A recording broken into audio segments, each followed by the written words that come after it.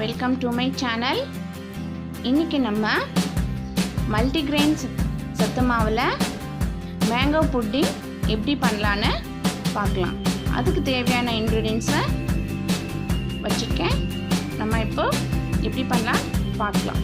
இப்போ இந்த மல்டிகிரெயின் மாவை நம்ம கொஞ்சம் தண்ணி விட்டு நல்லா மிக்ஸ் பண்ணி வச்சுப்போம்.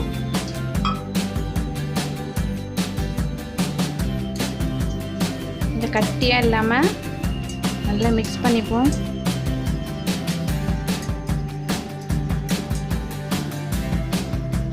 மல்டிகிரெயின் மாவு நான் வீட்டில் அரைச்சி வச்சது. இந்த மல்டிகிரெயின் மாவு எப்படி சத்து மாவு எப்படி அரைக்கிறதுன்னு நான் இன்னொரு வீடியோ போட்டிருக்கேன், அதையும் பாருங்கள். அப்படி இல்லை அப்படின்னா நீங்கள் இந்த ஆசீர்வாத் ஆட்டாவில் அந்த மல்டிகிரெயின் இது இருக்கு இல்லையா, அதை வச்சு கூட இது பண்ணலாம். பட் அதை வச்சு பண்ணுறதை விட நம்ம வீட்டில் அரைச்ச சத்து மாவு தான் ரொம்ப ஹெல்த்தியும் கூட.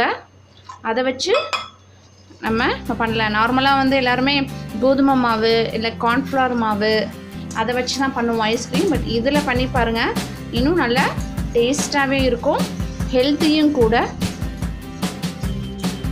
ஓகே, இப்போ நல்லா வந்துச்சு.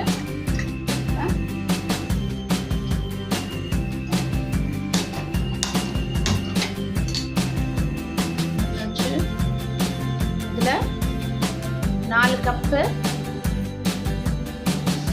கப்பு பால் ஊற்றிக்கலாம்.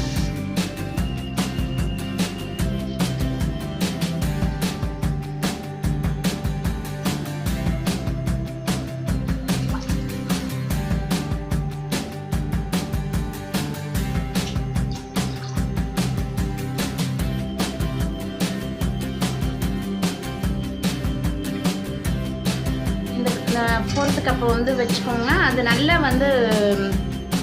கெட்டி தட்டுது அப்படின்னா இன்னும் கொஞ்சம் வேணும்னா அதை வச்சுக்கலாம். இது எமர்ஜென்சிக்கு எப்படி வச்சுக்கலாம். 3 கப் அதில் இப்போ ஊற்றிருக்கேன்.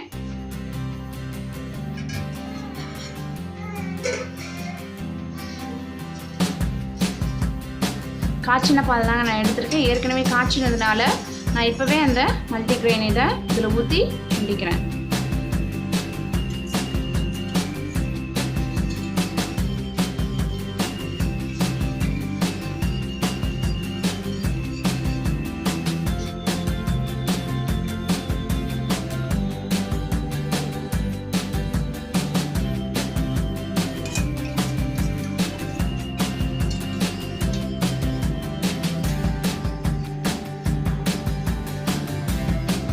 நல்லா கிண்டி விட்டுட்டே இருங்க. அடி பிடிச்சிக்கும் போது அடி பிடிக்காமல் இருக்கட்டும். நான் 3/4 கப்பு மாவு எடுத்தேன். இப்போது 1/4 கப்பு சர்க்கரை சேர்க்குறேன்.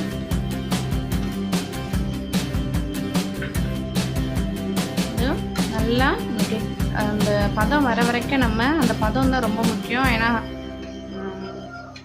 ஃப்ரிட்ஜில் வச்சு எடுக்கும்போது ரொம்ப கெட்டியாகிடக்கூடாது. அதனால நல்லாயிருக்கும்.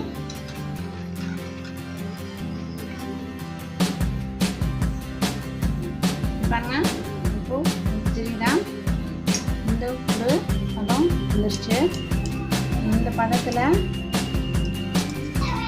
எனக்கு கொஞ்சம் சர்க்கரை பத்தாமல் இருக்குது, அதனால நான் இன்னும் கொஞ்சம் சர்க்கரை போட்டுக்கிறேன். 5 ஸ்பூன் போட்டிருக்கேன். திருப்பி வச்சு இன்னும் கொஞ்சம் கலக்கி கொஞ்சம் நேரம் வச்சுட்டு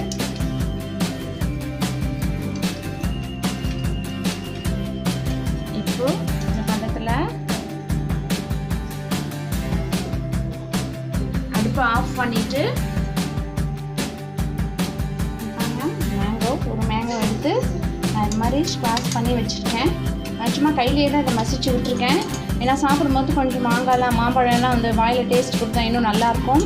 அதனால் நான் அப்படியே விட்டுருக்கேன். இல்லை எனக்கு நல்ல கூழ் மாதிரி தான் வேணும், மாம்பழம் இருக்கிறதே எனக்கு தெரியக்கூடாது அப்படின்னு நினச்சிங்கன்னா நீங்கள் நல்லா மிக்சியில் போட்டு 2 அடி கூட விட்டுட்டு நல்லா நைஸாக ஆக்கிட்டு அதுக்கப்புறம் கூட நீங்கள் இதில் ஆட் பண்ணிக்கலாம்.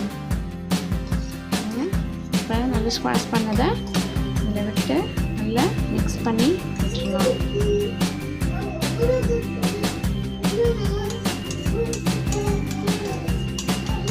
எப்பொழுதுமே ஒரே மாதிரியே இந்த கோதுமை மாவு, மைதா மாவு, கார்ன்ஃப்ளவர் மாவு அப்படின்னு சேர்க்குறத விட இந்த மாதிரி ஏதாவது ஹெல்த்தியாக நம்ம செஞ்சு சாப்பிட்லாம். இதுவும் அதே டேஸ்ட்டு தான் வரும். என்ன அந்த மல்டி கிரைன்றதுனால கொஞ்சம் டேஸ்ட்டு டிஃபர் ஆகும். பட் அதுவும் மாவு தான், இதுவும் மாவு தான். நீங்கள் இது செஞ்சு பாருங்கள். இது ஹெல்த்தியும் கூட, அதை விட இன்னும் நல்ல டேஸ்ட்டாகவே இருக்கும் உங்களுக்கு. ஏன்னா இதில் பாசிப்பயிறு, பொட்டுக்கடலை, நிலக்கடலை எல்லாமே போட்டிருக்கோம். அது நல்ல ஹெல்த்தி. அதனால் இது வந்து நீங்கள் ட்ரை பண்ணி பாருங்கள். நல்லா இப்போது இப்படி கிண்டி விட்டுருங்க. பாருங்க, நான் காட்டுறேன்.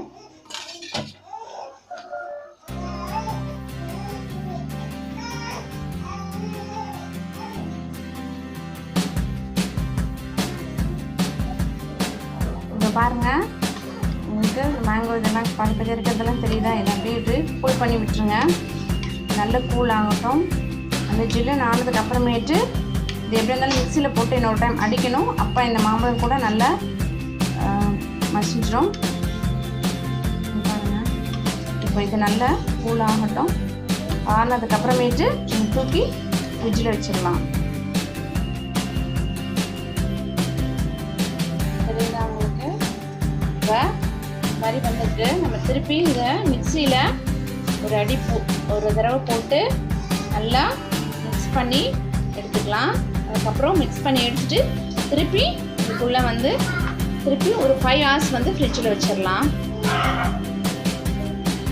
பாருங்கள், இங்கே பாருங்கள், நம்ம ஃப்ரிட்ஜிலேருந்து எடுத்து இப்போ அரைச்சி இப்போ வச்சாச்சு. திருப்பி மிக்சியில் போட்டு ஒரு அடி அடித்து வச்சாச்சு. இங்கே பாருங்கள், ஃப்ரிட்ஜிலேருந்து எடுத்த வந்த ஒரு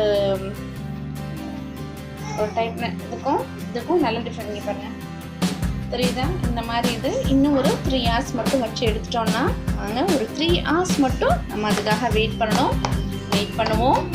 சத்துள்ளதாக சாப்பிடுவோம், டேஸ்டியாகவும் சாப்பிடுவோம். பாருங்க, இப்போ நம்ம ரெடி ஆயிடுச்சு. இப்போ இதை ரெடி பண்ணிடலாமா?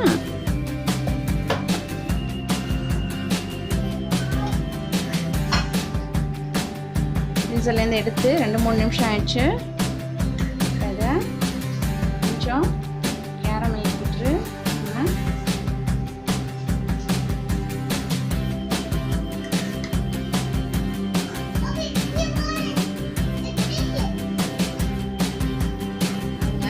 இப்போது ரெடி ஆயிடுச்சு. கேரமல் விட்டு இப்போ ரெடி. இன்னும் கெட்டியாகணும் அப்படின்னா இன்னும் கொஞ்சம் கூட நீங்கள் ஃப்ரீசரில் வச்சுக்கோங்க. கேரமல் விட்டுருக்கேன் பாருங்கள். இப்போ நமக்கு ரெடி. இது உங்களுக்கு பிடிச்சிருந்துச்சுன்னா லைக் பண்ணுங்கள், கமெண்ட் பண்ணுங்கள்,